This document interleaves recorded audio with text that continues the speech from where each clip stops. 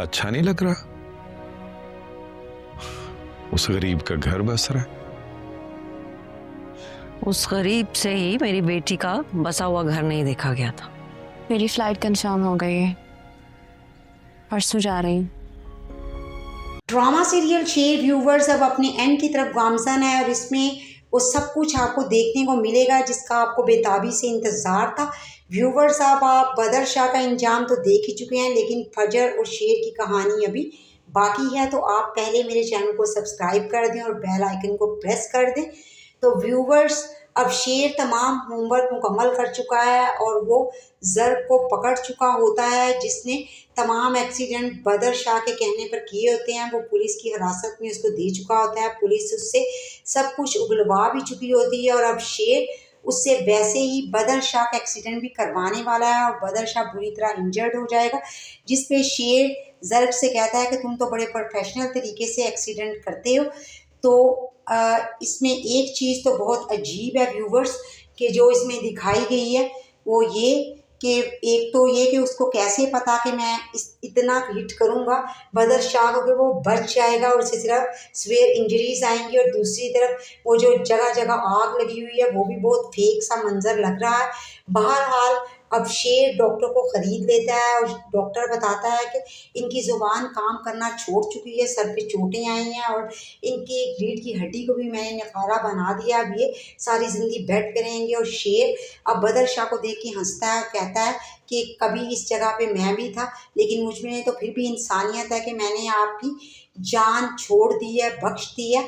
और उधर फहद की स्टोरी अभी अधूरी छोड़ दी गई है ड्रामे में, क्योंकि उसको तो कड़ी से कड़ी सज़ा होनी चाहिए थी। जिस तरह कि इस ड्रामे का सबसे बड़ा फितना तो आखिर वही था, क्योंकि उसी ने फजर को घर से भगाया और उसे घर से बेघर किया और जिसकी वजह से फजर का ताल्लुक अपने बाप के साथ ख़राब होता है और वो उसको घर से भी निकाल देता है। और दूसरी तरफ मारूश को वो हरासा करता है, उसकी नाजेबा वीडियोस बनाता है। तो उसको शेर इतनी सिंपल सी सज़ा सुनाता है कि वो इस घर से हमेशा हमेशा के लिए चला जाए, जबकि उसे तो अदालत को फांसी दे देनी चाहिए थी और ये दिखाया जाना चाहिए था। दूसरी तरफ रह जाती हैं शेर की बहनें, तो वो उनसे कहता है कि मैं तुम लोगों के साथ हूँ, वैसे तो तुम्हें इन दोनों भाइयों को छोड़ देना चाहिए, वो किसी काम के नहीं, लेकिन अगर तुम उनके साथ रहना चाहो तो इस फैसले में भी मैं तुम्हारे साथ ही हूँ। और मारूश को भी वो तसल्ली देता है और कहता है कि इसमें तुम्हारा कोई कसूर नहीं है, इसलिए तुम अपने आप को इल्ज़ाम ना दो।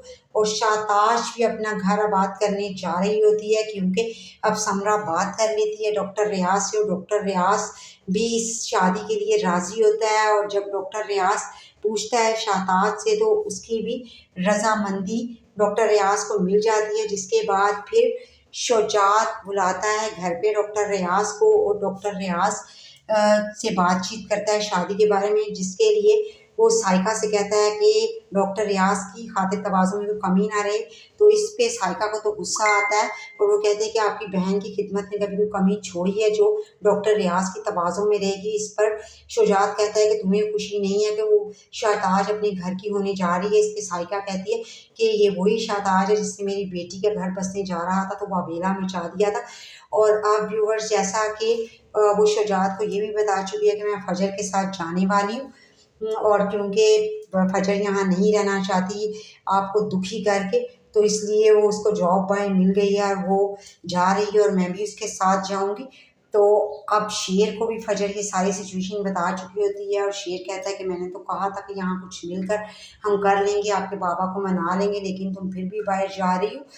उधर अब शुजात भी अकेला हो गया क्योंकि वजाहत तो पहले ही यहाँ पे नहीं था और तो आज बीबी भी अब अपने घर की होने जा रही है। दूसरी तरफ आका साहब तो वैसे ही बिस्तर से लगे हुए हैं, इसलिए आप वो अपने फैसलों पे पछताता है और वो भी एयरपोर्ट चला जाएगा साइका और फजर को मनाने के लिए और वहाँ पे शेर ऑलरेडी मौजूद होगा सी ऑफ करने के लिए।